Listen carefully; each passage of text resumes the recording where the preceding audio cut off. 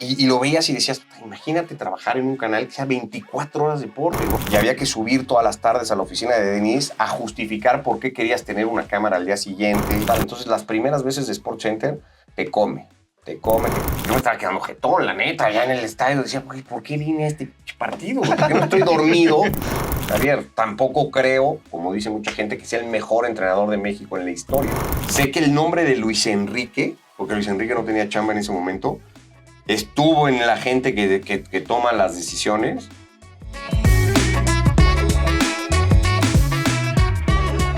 Bienvenidos amigos, amigas, a un nuevo episodio del Tridente Podcast en esta temporada especial, grabando desde Ciudad de México. Y el día de hoy tenemos a un gran invitado, una de las voces más reconocidas en el periodismo deportivo en México. Dirige a un gran programa como SportsCenter, Fútbol Picante y parte esencial de ESPN, el líder mundial de deportes. El día de hoy nos acompaña Ricardo Puch.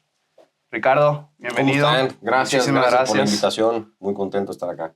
No, al contrario, un placer para nosotros que estés aquí. Gracias. Y bueno, en el podcast tenemos una dinámica de inicio, como le llamamos preguntas de icebreaker. Nos gusta como hacerle a nuestros invitados y ya de ahí arrancarnos con toda la plática, ¿no? Venga. Y mi primera pregunta es como tipo un juego relacionado al fútbol.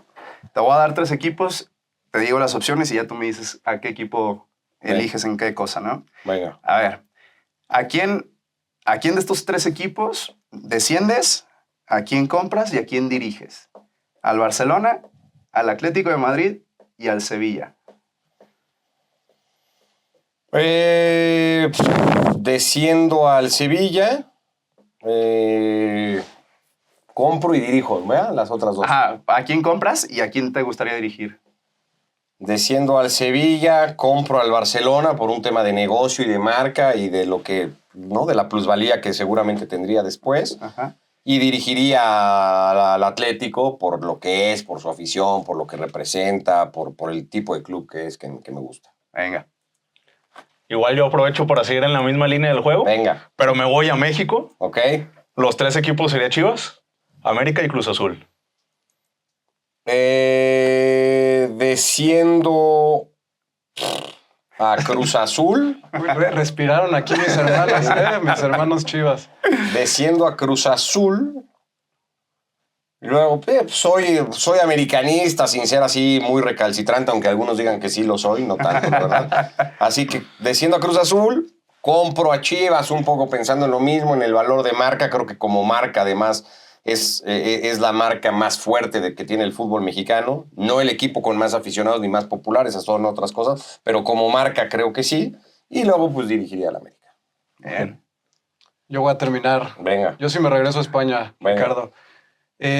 ¿Con qué tridente te quedas? ¿Con la BBC? ¿Bale, Sí. Cristiano y Benzema o la MSN? Messi, Suárez, Neymar. A ver, yo creo que estando Messi en la ecuación, te tienes que decantar más hacia ese momento en particular. Es cierto que fue más cortito el tiempo, sobre todo por lo de Neymar, porque creo que de los 6 en la ecuación, Bale sería debatible, ¿no? Tampoco es que haya durado mucho más, aunque creo que prolongó un poquitín más su momento top. El de Neymar ahí ha sido un poquito más inconsistente, pero creo que el momento top de la MSN es mejor que el de la BBC. Entonces me quedaría con el tridente del Barça. Gracias. Qué hermosa respuesta. Te lo agradezco. La que esperaba, mi amigo. No, sí, Es que aquí estamos divididos. ¿Sí? Acá Madrid, allá Barcelona. Yo estoy más de este lado, tengo que decirlo. Pero con lo del tridente ni modo. Pues es lo que es, ¿no? Objetivo tal cual, es Ricardo. así. Gracias, Ricardo. No, Nada. gracias. Y bueno, Ricardo, quiero remontarme desde tus inicios. Cómo, o sea, lo platicábamos antes. Estudiaste primero en la Universidad Iberoamericana, Ingeniería Química, pero luego te das cuenta, bueno...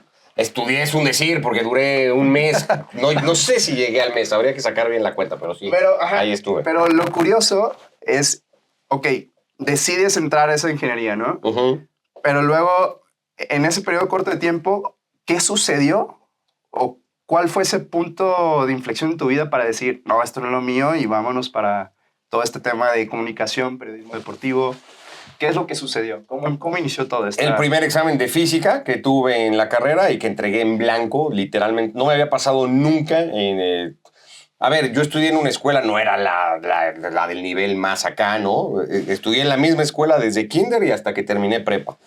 Era una buena escuela y siempre me fue bien en la escuela, ¿no? O sea, siempre, digamos que fui un buen estudiante, sin ser nada así extraordinario, pero fui bastante buen estudiante. Entonces nunca me había pasado esta sensación de llegar a un examen y de plano decir, no tengo ni idea, ¿no? Pero la más remota idea, y eso me pasó en el primer semestre de la carrera, en el primer mes de la carrera, examen de física, me acuerdo perfecto. O sea, las primeras semanas habían sido muy duras y entraba yo a las clases y como que no ubicaba y no tenía idea y empezaba a ver a la gente alrededor y como mucho más metidos y yo haz de cuenta que literalmente me hablaban en chino, ¿no? Entonces yo decía, esto va a estar terrible y me trataba de convencer un poquito que era normal, ¿no? Que era la universidad, que yo ya sabía que había escogido, y te lo decían todos, la carrera en teoría más difícil o más compleja o más demandante, que es de las ingenierías, la química, ¿no? Aunque era un tronco común, eso, los primeros semestres, como la mayoría, son tronco común.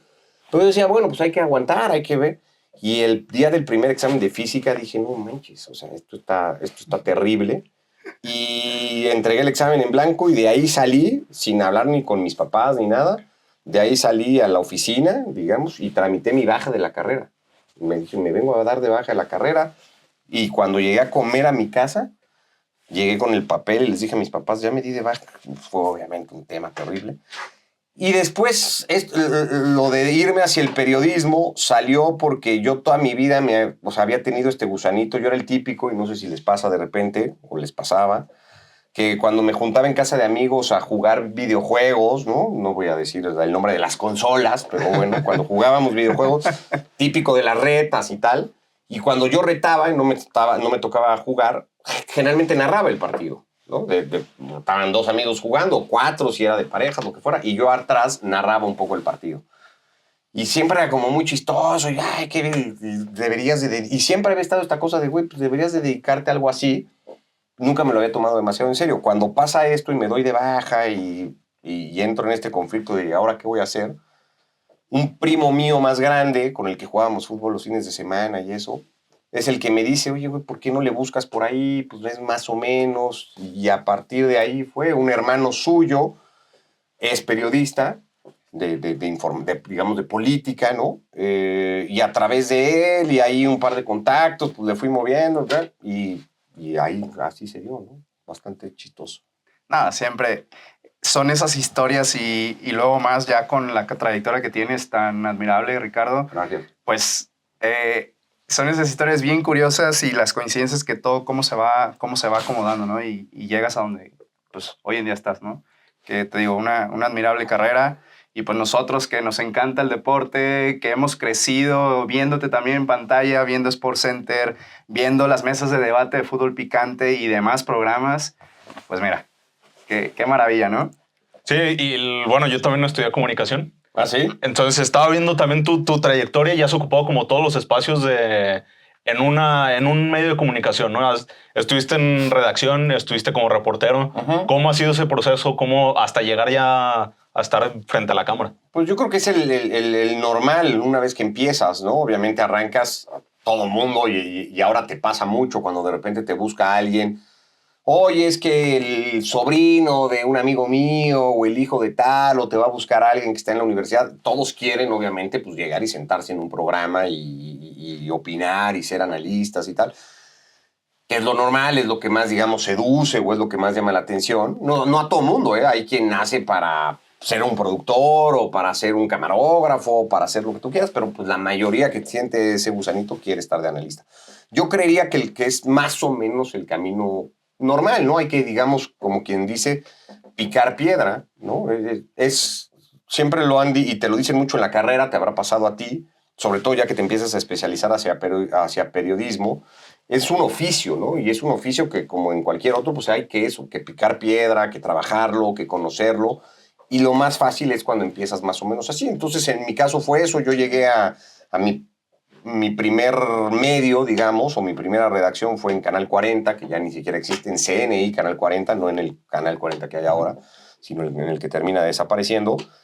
Y entro, pues, una especie como de, ni siquiera becario, no había el título como tal de becario, pero era lo más parecido a eso, era un asistente ahí que te ponían a hacer cualquier cosa, desde traducir un cable para el noticiero, solo se hacía un noticiero, a acompañar a cubrir una nota y tú ser el que ayudaba a llevar el tripié. Resultó que el canal necesitaba empezar a hacer como con más forma una sección de deportes, entonces los 3 chavos que estábamos ahí, que teníamos esa tendencia a hacer deporte, pues nos buscaron, nos dijeron, pues a ver, pónganse a chambear y a ver qué pueden hacer, ya combinado con la carrera. Y ese es el proceso, ¿no? Después de un par de años se formalizó un mini departamento de deportes. A mí me tocó coordinar, digamos, la redacción de esa sección de deportes del noticiero.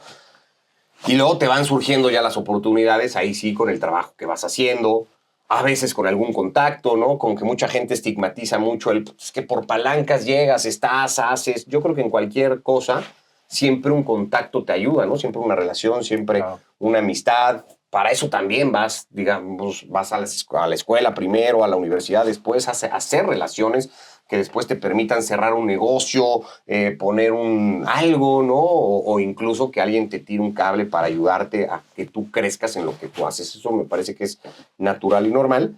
Y así es el proceso, ¿no? Digamos, hasta que vas llegando o subiendo escalones, ¿no? Claro, y ya platicamos como del momento que tomaste la decisión de salirte de la carrera de ingeniería química.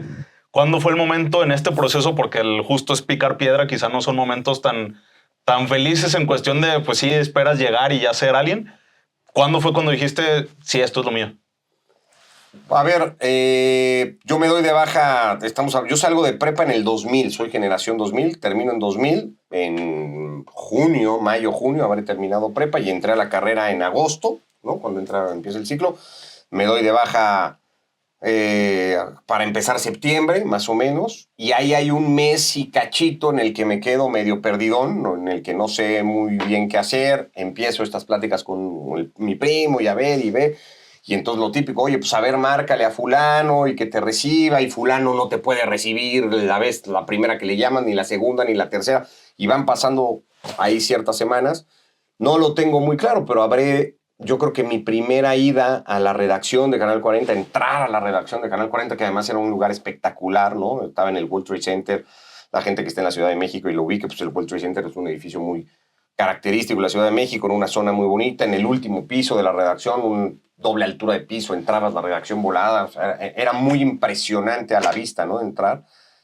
Y desde que entré ya dices, wow, ¿no? Por el lugar, y empiezas a platicar y medio empiezas a ver y vas sintiendo que es un poco donde te sientes más cómodo o más natural. Ves el estudio, ves la dinámica de la gente y tal, y te empiezas digamos, a identificar un poquito, ¿no? Y evidente, eso, te digo, muy al principio vas muy pues ahí, de un escuincle que no tiene ni idea qué va a hacer. Y cuando empiezas allá a hacer funciones un poquito más formales, ¿no? De algunas tareas que te ponen, asignaciones que te van diciendo ya con un poquito más de responsabilidad, ahí luego me hizo sentido, ¿no? O sea, te estoy hablando finales de 2000, habían terminado los Olímpicos de Sydney, entonces a mí me tocaba llegar a veces al canal porque ya te empezaban a dar llamados de, oye, pues vente mañana, te vas a ir, me acuerdo perfecto, salía mucho a reportear con un reportero que se llamaba Joaquín Fuentes, que era como el reportero estrella de Canal 40, y me decían, pues pégatele a Joaquín y ahí vas viendo. Pero Joaquín pues iba a cubrir la Cámara de Senadores y de Diputados y la inundación en no sé dónde, y pues nada que ver, ¿no? Pero pues ahí iba con él. Pero los llamados eran generalmente temprano y se hacía en ese momento desde Canal 40 el Mañanero de Víctor Trujillo, de Broso, ¿no? Caracterizado de Broso, era el noticiero que se hacía en la mañana.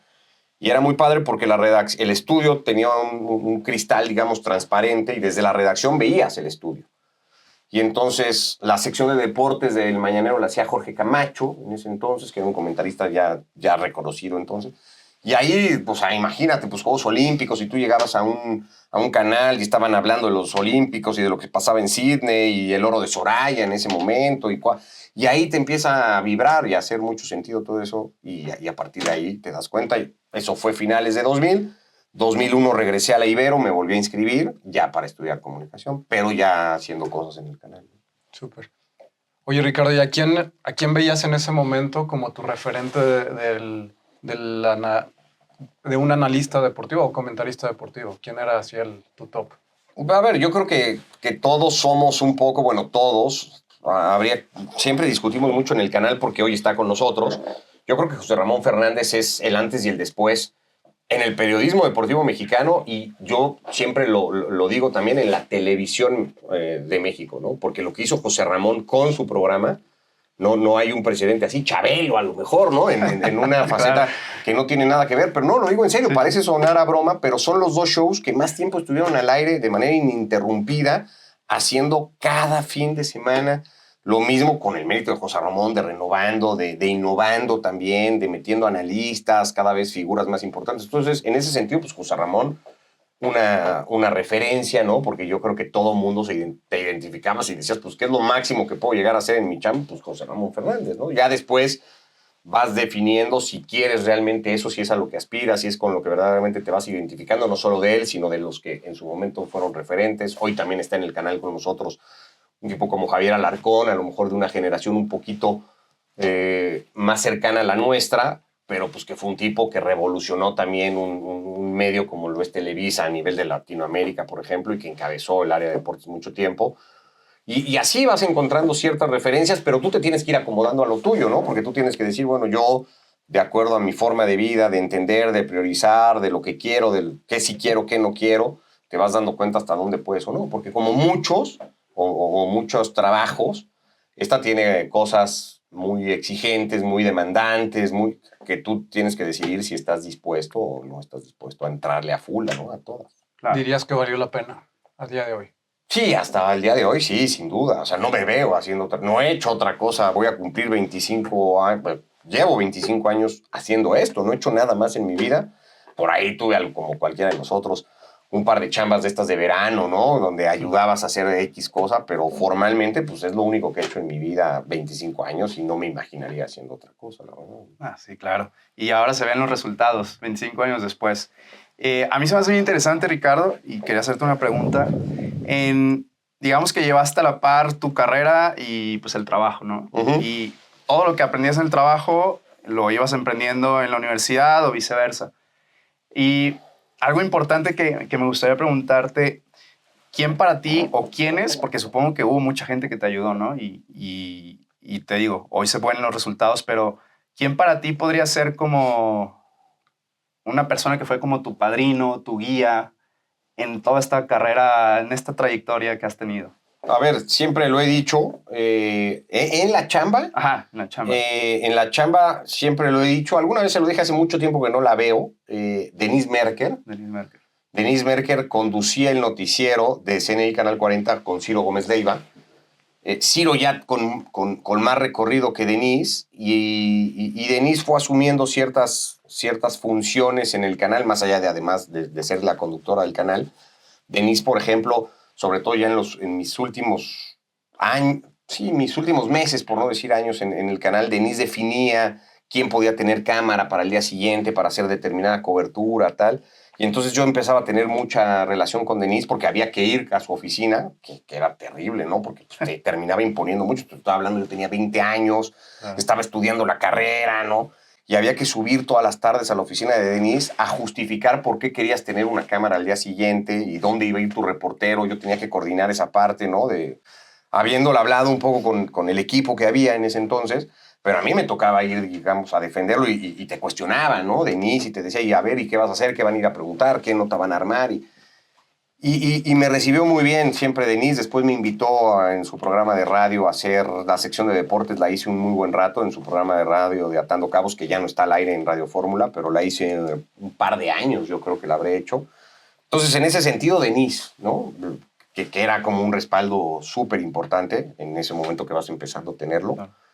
Y luego a la par, digamos, en la universidad te vas topando con gente que te iba, que fue importante en determinados momentos, ¿no?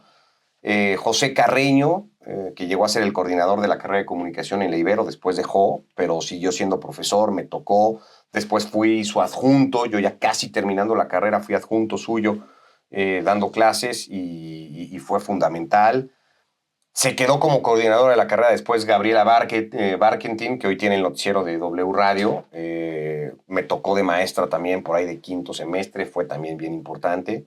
Después me invitó también a ir a la Ibero a dar clases. Ya luego los tiempos no se dieron y tal, pero Gaby Marketing.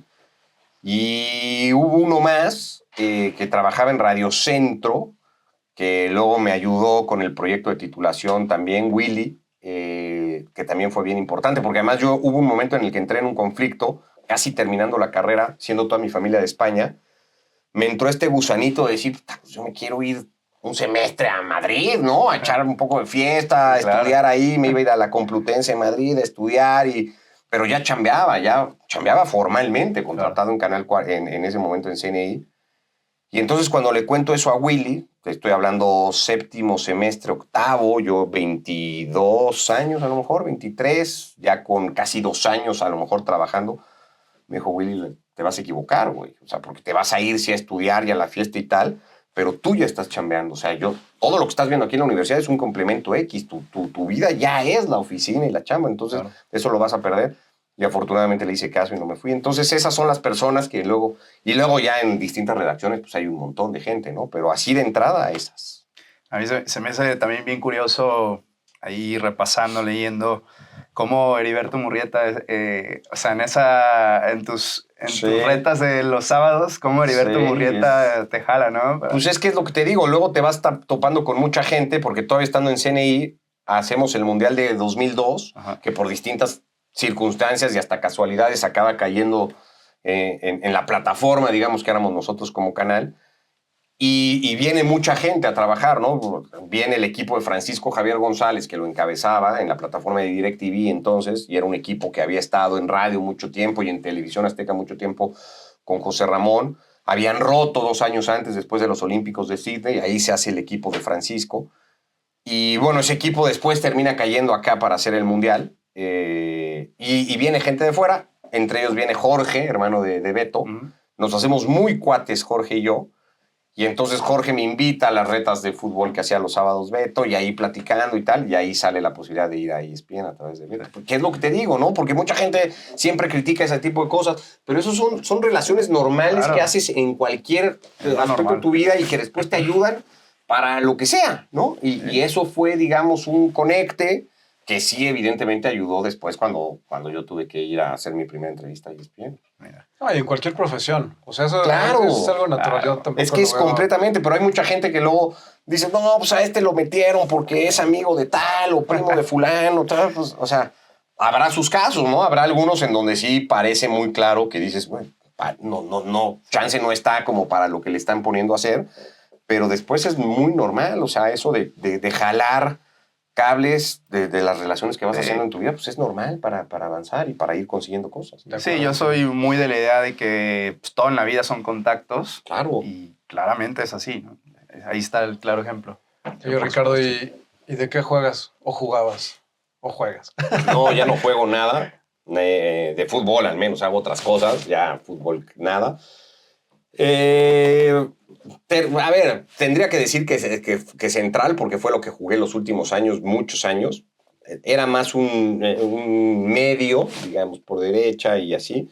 En la escuela, en las cáscaras, en los recreos siempre jugaba como todo el mundo, pues jugaba adelante y quería hacer goles. Pero en los equipos ya más formales que estuve, que básicamente fue la selección de la escuela y no mucho más que eso, fui central. Me tocó ir a un torneo, por ahí de quinto de primaria, fuimos a un torneo a León. Y fueron muy poquitos, o fuimos muy poquitos del equipo, nunca supe por qué, no fue todo el equipo.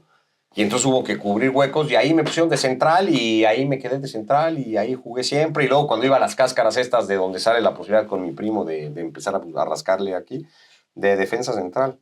Alguna vez de lateral, pero no tenía piernas para ir. Ya desde entonces me pagaba las consecuencias de la fiesta.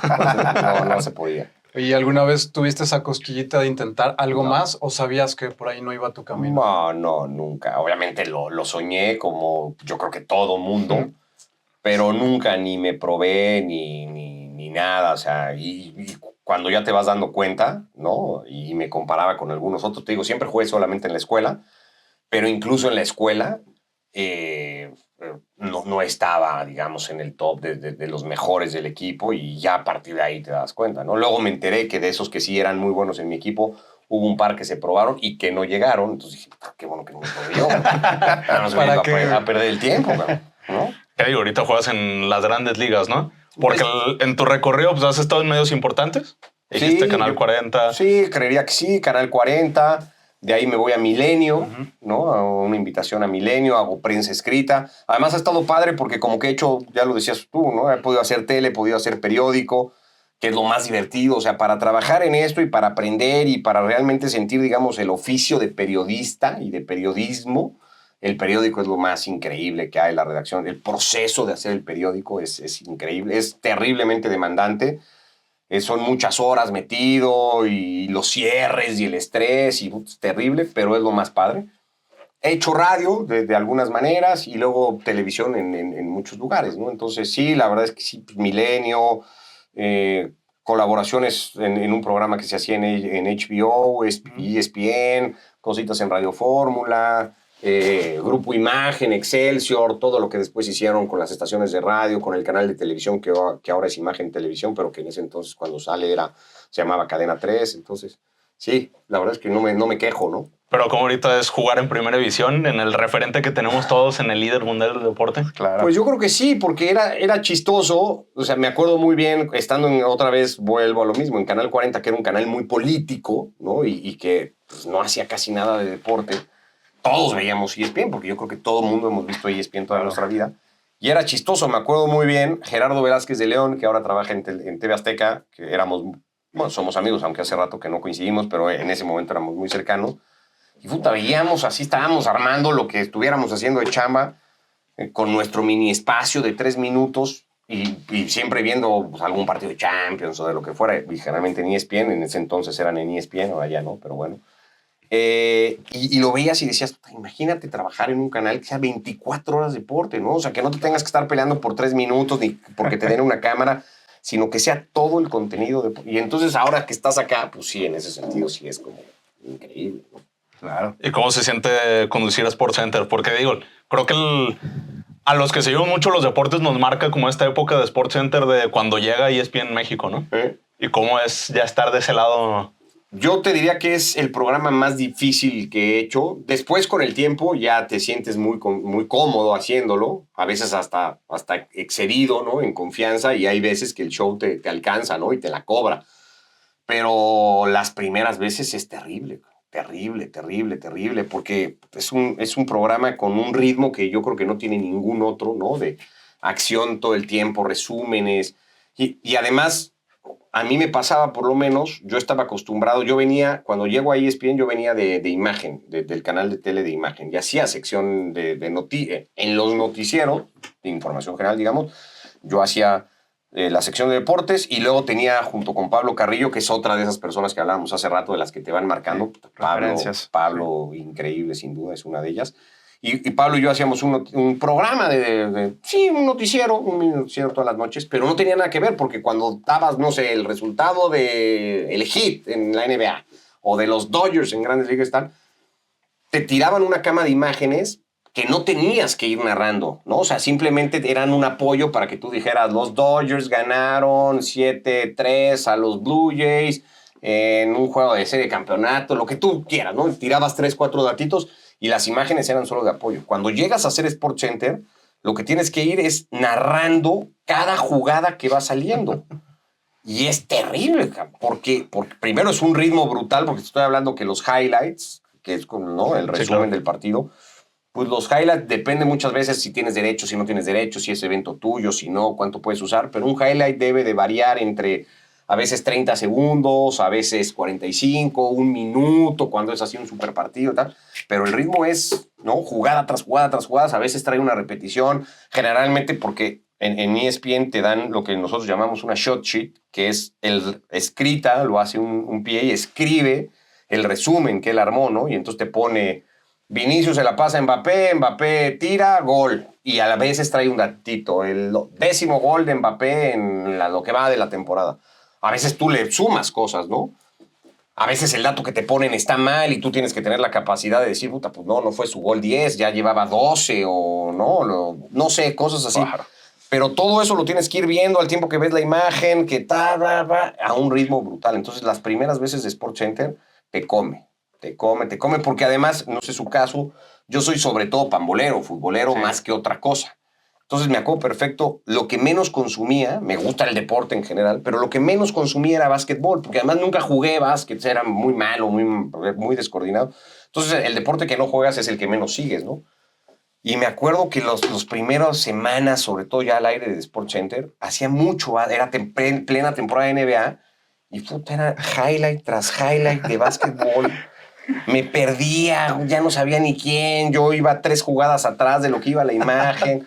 Un sufrimiento terrible, terrible. Sin decirte que luego además pues tienes que, porque ESPN en eso es muy exigente, las pronunciaciones, ¿no? Tratan de que todos pronunciemos lo mejor posible. Siempre te fallará alguna cosita, pero además estás preocupadísimo de las pronunciaciones. Hay unas muy fáciles, pero de repente te sale alguna que dices, puta, ¿y ahora está aquí? Y Giannis Antetokounmpo. Eres Sí. tonto, así, justo era lo que te iba a decir. Así, ahora ya Giannis Antetokounmpo y no pasa nada, pero al principio y una tras otra. Entonces es terrible. SportsCenter los primeros meses, años a lo mejor es terrible. ¿Y cuál es la O sea, solución? increíble, Ricardo? pero no, la repetir. La solución sí, repetir.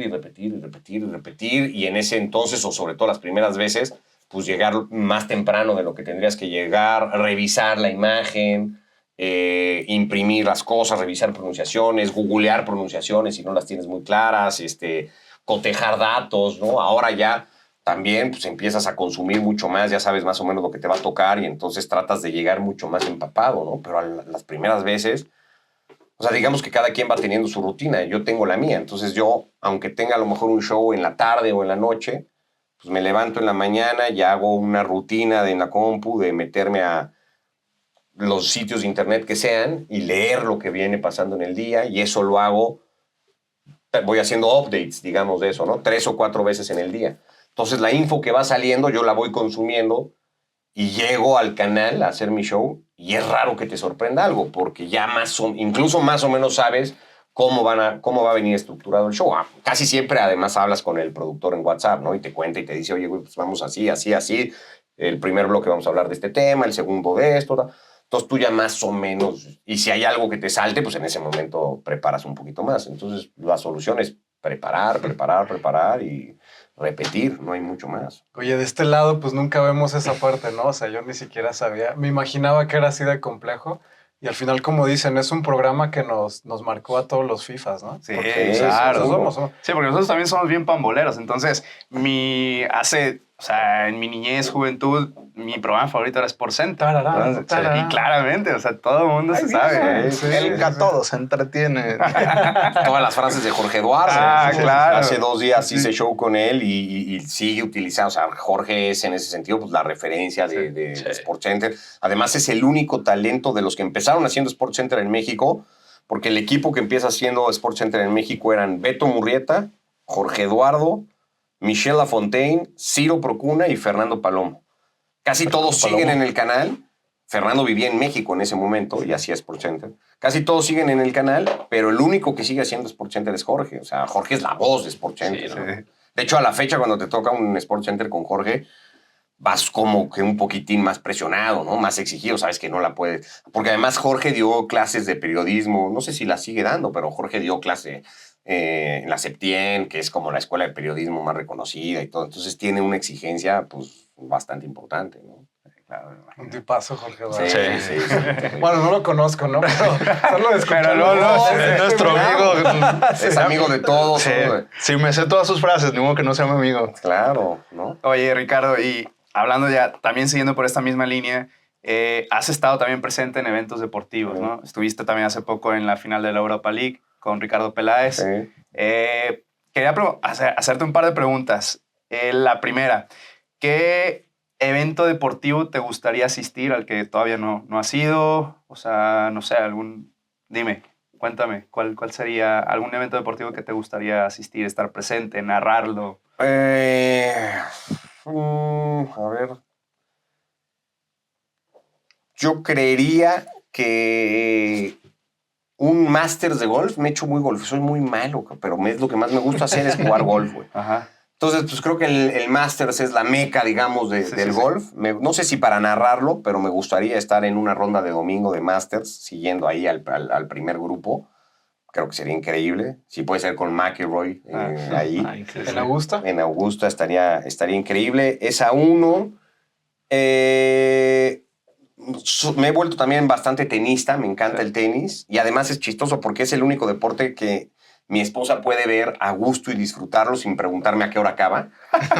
Porque siempre me aplica la medida. Oye, ¿podemos poner el partido? Sí, pon el partido. Y 5 minutos después me dice, ¿cuánto le falta? Acaba de empezar, cabrón, ¿no? Le faltan 90 minutos. Cabrón. Sí. Entonces, el tenis no tanto. De hecho, le gusta y vamos al tenis. Y nos falta ir a Australia, digamos, de los 4... Grand Slams. De los 4 Grand Slams nos falta Australia. Entonces, me gustaría mucho estar en Australia. El Masters de golf. Y después, bueno, pues que se diera una final, por ejemplo, de Champions Barça-Madrid, que sigue sin darse, Imagínate. y estar en esa final de Champions. Me tocó estar ya en varias del Madrid, pero pues un Barça-Madrid en una final de está Champions increíble. sería como lo máximo. Claro. Oye, perdón, hermanito.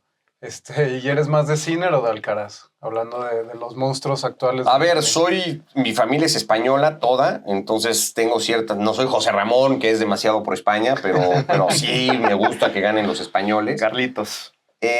Y me gusta mucho Alcaraz. Yo siempre dije, y ahora medio me la está cobrando el haber dicho, porque a mí me daba la sensación que Alcaraz, y ojo, todavía vamos a ver qué pasa, que Alcaraz no iba a poder con la expectativa que se estaba poniendo, que era demasiado, y que compararlo tan rápido con Nadal o tratar de que supliera a Nadal, porque además el boom de Alcaraz se da con la salida de Nadal, ¿no? Entonces no tiene como mucho chance y luego le toca como que llenar ese hueco que es enorme.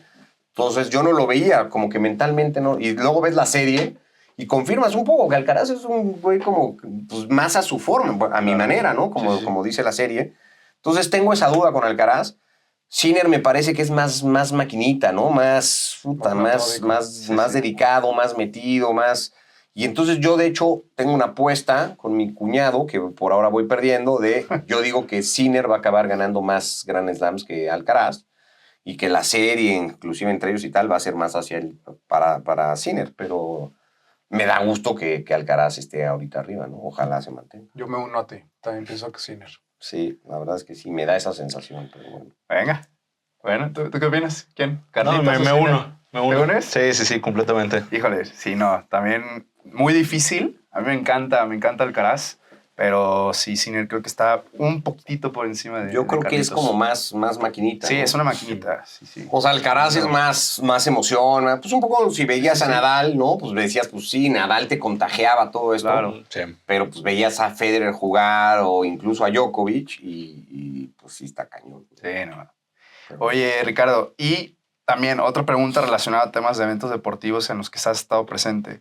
Quizás algún evento en el que te hacía ilusión estar, pero te terminó decepcionando o no fue lo que esperabas.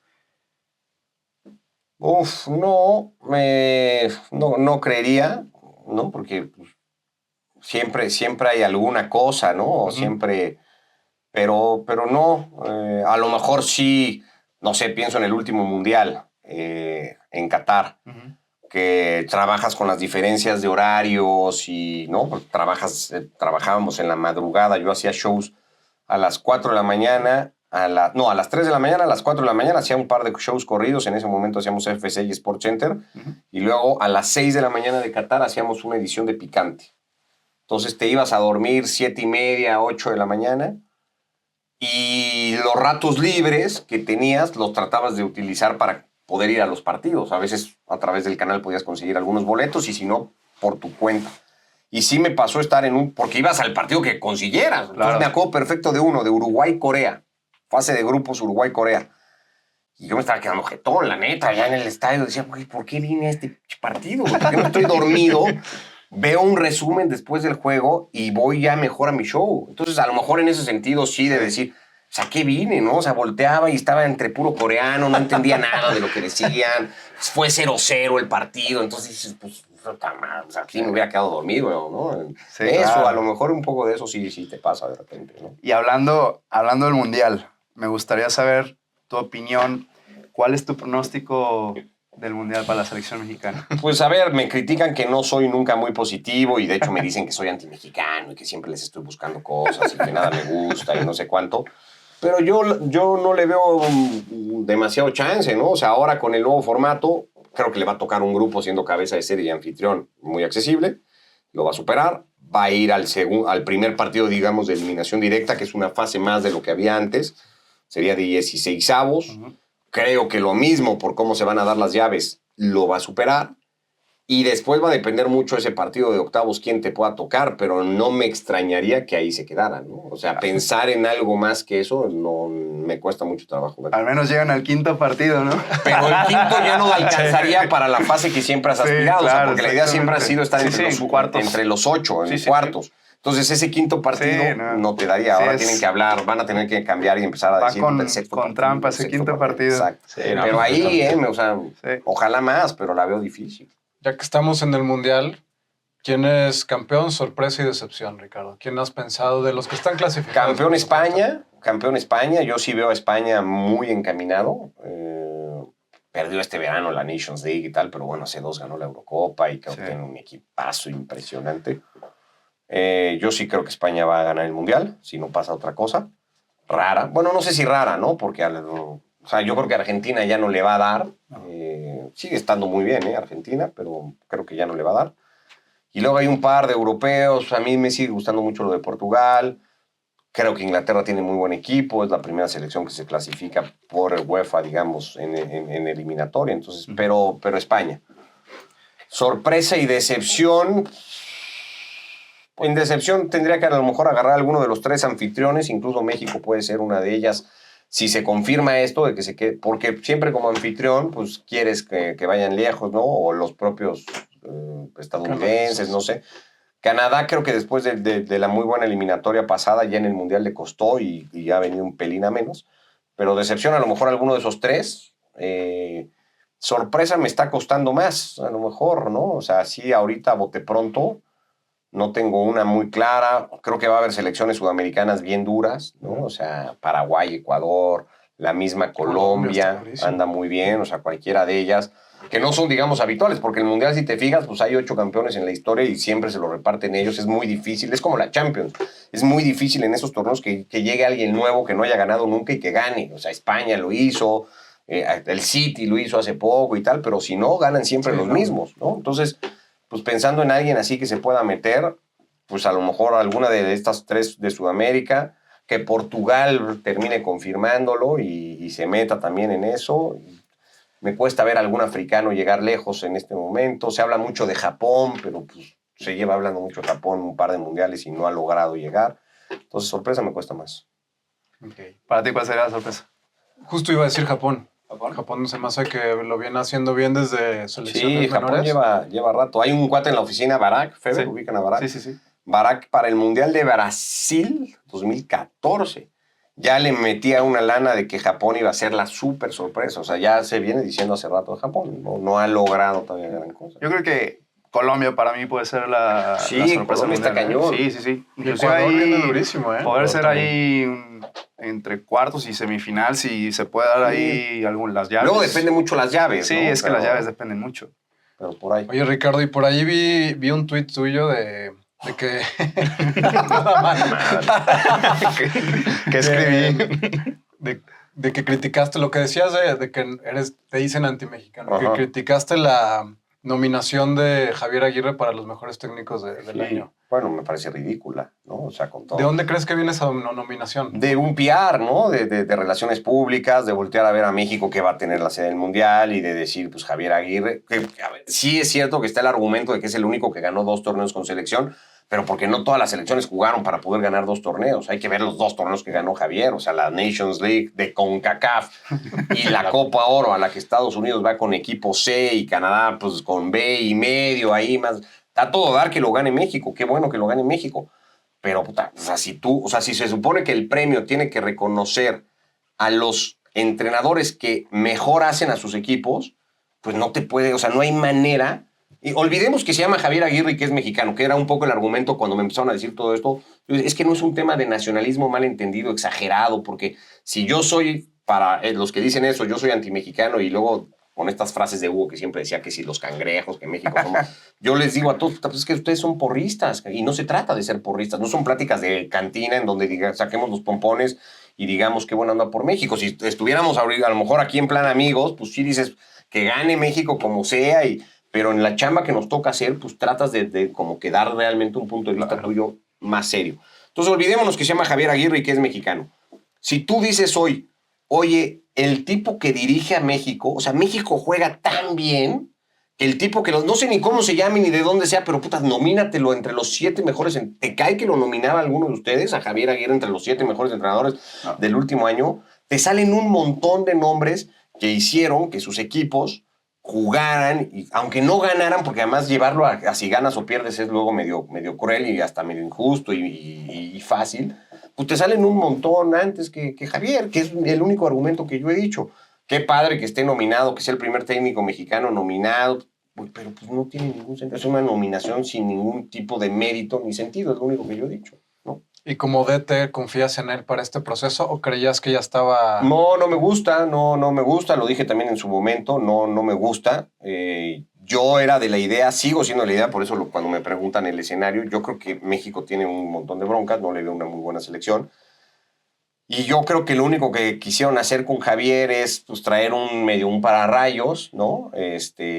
Por ahí les va medio bien, o sea, saltar, digamos, el charco y no pensar a un poquito más adelante, ¿no? A mediano plazo, no decir, bueno, pues a lo mejor si no nos va bien en este mundial, pues no pasa nada porque es la inercia que teníamos y traigamos a un tipo que ya empieza a trabajar pensando sobre todo en lo que viene después, ¿no? En el 30, ¿no? Que yo creo que es hacia donde se tendría que ver y no tan a corto plazo. Siempre vemos como muy aquí. O sea, es increíble que nombres a un técnico para la selección y que antes de empezar a chambear diga, yo el mundial y me voy, y les dejo la bronca. O sea, yo les saco las papas del fuego de aquí al mundial y ya sabemos que se va a quedar Rafa, que quién sabe si Rafa vaya a estar o no bien. O sea, yo eso es lo que critiqué, que me parece que faltó un poco más de visión. Entiendo que sienten como esta presión de decir, pues como es aquí, pues hay que hacer lo que sea para que nos vaya bien. Pero me parece, a mí no me gustó esa visión. Entonces no me gustó Javier. Tampoco creo, como dice mucha gente, que sea el mejor entrenador de México en la historia. Es el que mejor currículum tiene, sin duda.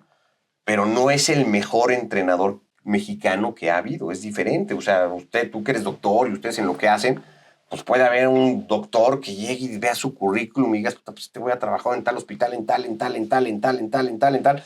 Pero el que mejor opera, a lo mejor es uno que no ha salido, que siempre ha estado toda su vida en uno, pero es el que tiene la mejor técnica para operar, porque es mejor doctor que el otro, ¿no? Que el currículum es muy relativo, no sé si me explico. Sí, claro. Y es siempre lo que yo he dicho. Tírame 2 nombres de DTs que te hubiera gustado. Sin explicación. Almada, por lo que estaba haciendo, es cierto que después como que se pasó todo lo que pasó y ha sido medio complicado, pero yo creo que Almada era muy buena opción. Y después me cuesta mucho trabajo así pensar en uno que sea realmente viable, ¿no? Sé, porque me lo ha contado gente que estuvo en pláticas, sé que, por ejemplo, y la gente va a decir, qué volada. Sé que el nombre de Luis Enrique, porque Luis Enrique no tenía chamba en ese momento, estuvo en la gente que toma las decisiones y que como que, no sé si Luis Enrique hubiera venido, yo creo que no hubiera venido nunca Luis Enrique, ¿no? Yo tampoco. Pero, sí, o sea, no. Pero buscar una cosa así, ¿no? A lo mejor haber buscado un tipo así, ¿no? Que te pudiera ayudar más, pues hubiera estado. Claro. Pero de los que estaban a la mano, Almada.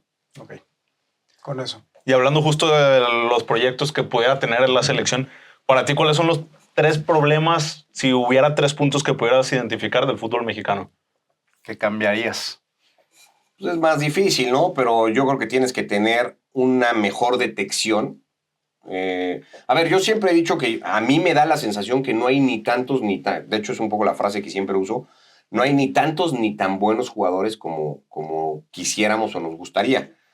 Porque siempre me parece hasta medio fácil y medio barato decir, pues, es que no salen chavos mexicanos buenos por culpa de los directivos, que son malísimos y tal. Pero es que entonces, ¿cómo explicamos que en Tijuana salga Gil Mora, que en Rayados salga Fidel Ambriz, que en América salga Juárez, que haya salido en su momento Raúl o Lainez o Edson o todos los que salieron, que ahora en Chivas esté Armando González, ¿no? Y vas encontrando nombres en algunos lugares que... Entonces, yo creo que lo que pasa es que hay muy poquitos. y a lo mejor no hay del nivel que había antes. ¿Por qué? Pues bueno, habría que empezar a ver todos los que salen de Pachuca, ¿no? Montiel, y en su momento el Chucky, y Herrera, y todos los que han salido. O sea, sí hay menos, y entonces hay que ver por qué hay menos. Porque no estamos detectando, o porque no hay tanto talento, porque a lo mejor hace años que nosotros estábamos niños, más yo que ustedes, pero bueno, pues no tenías tanto acceso a otras cosas. A lo mejor hoy los niños ya no todos quieren jugar fútbol y a lo mejor otros dicen, pues yo quiero ser basquetbolista, yo quiero jugar béisbol. No sé si se ha diversificado un poquito más todo eso. O sea, habría que empezar a detectar mejor eso.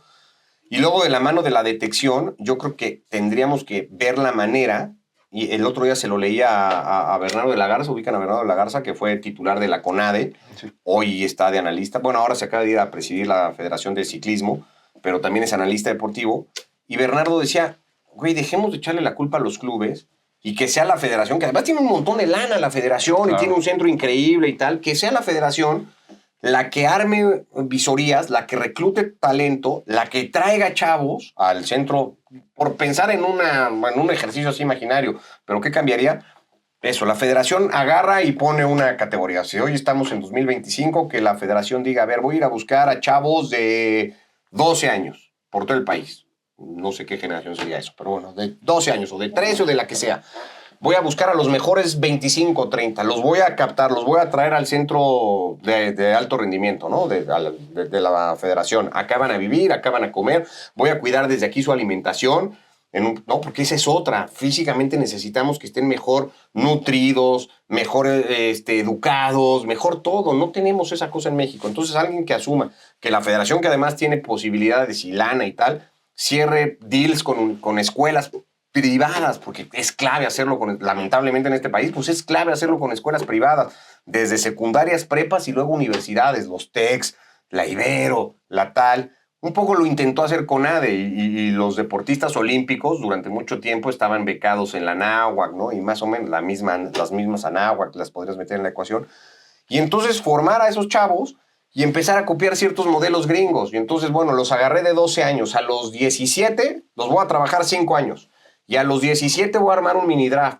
Y es obligado que los 18 equipos entren al draft y selecciones lo que tú quieras, ¿no? Tú podrás decir, oye, pues mira, en la generación, la primera generación, van 5 laterales, hay 3 dieces, hay no sé cuántos 9, hay 3 porteros. Tal. Tu equipo estás obligado a agarrar uno y además a darle X número de minutos. Y entonces vas, pero asumes una responsabilidad como federación, ¿no? No todo del club. Y entonces son cosas que yo creo que se podrían hacer, porque sí es cierto que tenemos que formar más y mejor, y no se pueden estar echando piedritas, ¿no? Yo es una cosa que se me ocurre, hace rato que como que la pienso y digo, pues, ¿por qué no hacer algo así? ¿Crees que la regla de menores no sirve tanto como un proyecto? No, como yo así? creo que sirve, porque de hecho, pues, después del sub-20, nadie pelábamos al sub-20, hasta que de repente ganaron un partido y luego ganaron 2 y luego calificaron y fueron llegando y todo el mundo estábamos hablando del sub-20, pero el sub-20 a todos nos había valido gorro. Esa es la realidad. En la previa nadie hablaba del sub-20. Pero después empezaron a entrevistar a todos los chavos y todos los chavos, nunca había ido a una selección sub-20 con tanto recorrido en primera división y todos decían lo mismo, juego o empecé a jugar por la regla. Entonces la regla, que también cuando salió decíamos, no, la regla es una imposición y no va a servir de nada porque estos chavos luego se van a perder y cuando cumplan los minutos los van a echar a la basura y no los vamos a volver a ver y tal, pues resultó que la regla sí sirvió para que estos chavos aparecieran, entonces tampoco está tan mal. Tenemos como que esta costumbre y esta inercia de criticar todo lo que se hace de los directivos y es medio complicado, ¿no? Creo yo, porque además es una liga, también lo he dicho siempre, pues es una liga privada. No tiene dinero federado, no les da un peso el gobierno, son ellos solitos los que... ¿Cómo vamos? Es como si tú pretendieras decirle a un empresario en X industria, que imagínate que fuera de interés público, no sé, que ahora hubiera afición al cemento o a las farmacéuticas, y que nosotros armáramos programas de televisión a debatir, es que no, güey, tu política tendría que... Pues esto es un negocio privado, de interés público, pero los clubes no son ni siquiera eso, no son clubes, los aficionados no tienen ni voz ni voto, no son socios, no eligen presidente, el fútbol es privado. Entonces, pues es muy difícil cuestionarle las decisiones que toman porque pues es su liga, nos guste o no, Es un negocio. es un negocio privado y es su liga. Totalmente. Precisamente por eso te lo preguntaba, porque A veces es como bien sencillo de, que regrese el descenso. O soluciones como muy simples termina siendo... Que parecen tener lógica, ¿no? Sí, sí, sí. Güey, pues necesitas tener ascenso y descenso porque pues el deporte, ¿no? Ganas, pierdes, tiene que haber un premio, un castigo, una consecuencia, un incentivo, como lo quieras plantear, está bien. Pero a ver, vele a decir al que pone la lana, oye, güey, pues sí, ¿sabes qué? Tienes que arriesgar tu billete y a lo mejor desciendes y pues tu equipo se va a devaluar en X porcentaje. Pues a lo mejor no es tan fácil, te va a decir, ¿y pues, por qué no le pones la lana tú? Claro. ¿No? Y a todo dar, ¿no? Hacemos ascenso y descenso. O sea, es muy difícil cuando no estamos... El otro día vino Miguel Ángel Gil, ya ves que la gente del Atlético está ahí metida con el San Luis, y Miguel Ángel Gil, porque siempre decimos que los directivos mexicanos son los malos y que pues, en otros lados están los... Bueno, pues Miguel Ángel Gil, que es un directivo de una liga top en el mundo, dijo, es una maravilla que no haya ascenso y descenso. No, pues es que es un conformista y como pues, no quiere arriesgar su lana. Bueno, algo de razón tendrá, a lo mejor algo de razón tiene.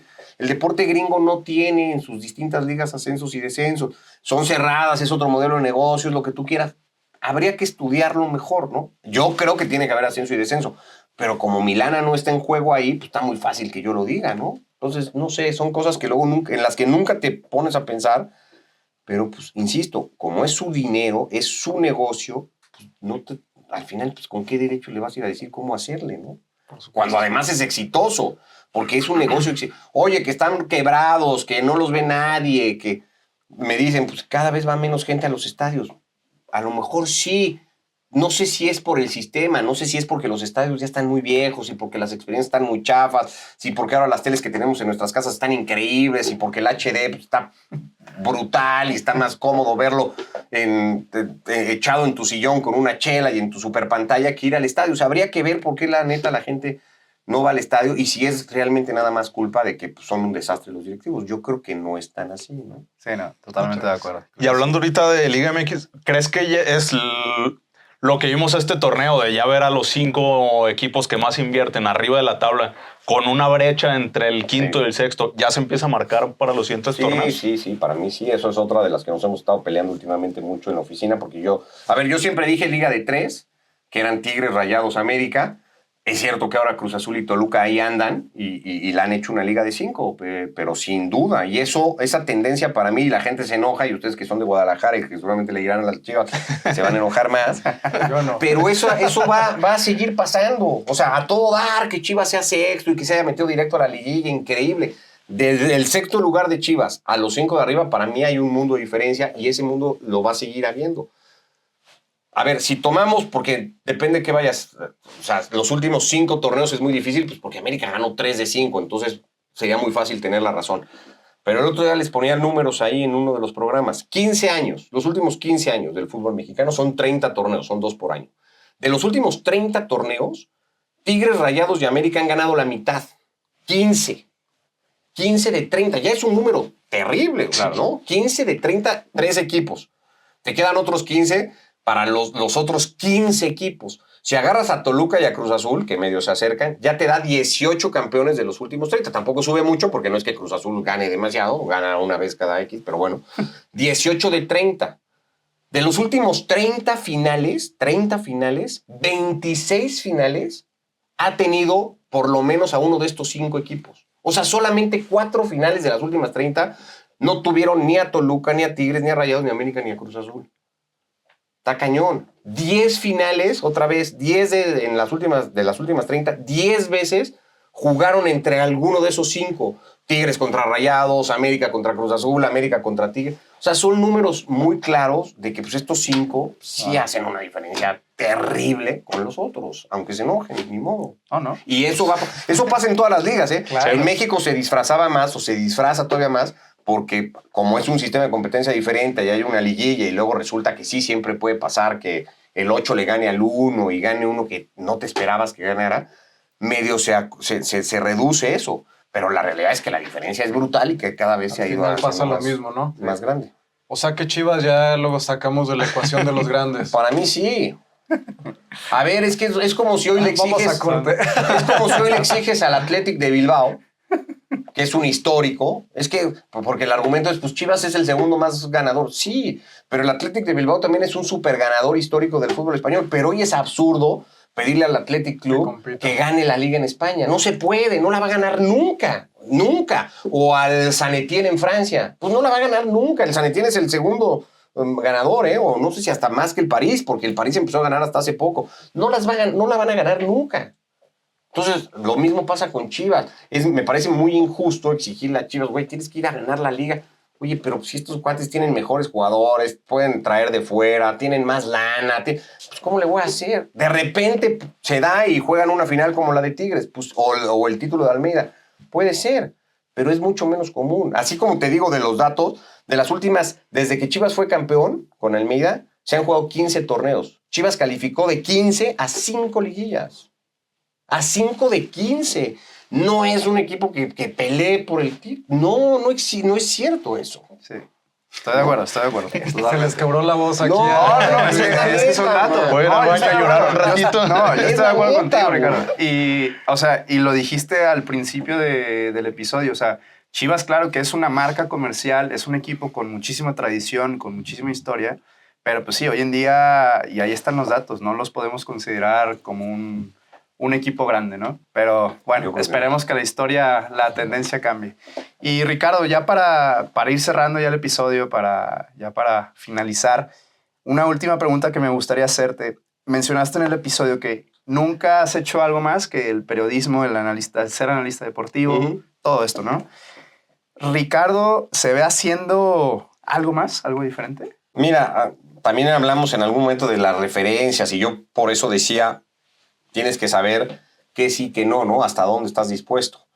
Porque yo he escuchado muchas veces los sacrificios que hicieron los que se convirtieron en referentes de esto, ¿no? No estuve cuando nació mi hijo, no estuve en la boda de tal, no estuve tal. Yo eso no me veo haciéndolo, no me siento capaz de hacerlo. Yo tengo hoy 3 hijos, estoy casado, tengo 3 hijos y esa es mi prioridad absoluta.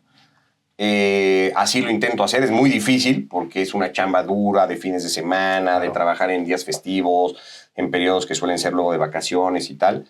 Y yo siempre intento encontrar espacios porque mi prioridad no es mi oficina, no es ser el más conocido, no es ser la referencia del periodismo, ni el mejor, ni el que más followers tenga. Yo estoy afuera, ¿no? Esto está increíble, me la paso increíble, me encanta hacerlo, pero es un complemento para mí. Entonces, no me veo haciendo toda mi vida lo mismo, por lo mismo, porque no te quita cierta independencia, de esto de poder hacer lo que tus posibilidades te permitan hacer y lo que quieras hacer, ¿no? Porque estás sujeto a horarios, a permisos, a programas. Entonces, de momento estoy increíble, pero no me veo haciéndolo toda mi vida. O sea, habrá un momento en el que diga, ya está, ¿no? Y después, ¿qué quiero hacer? No lo sé. Se verá, ¿no? O sea, es muy difícil planearlo así.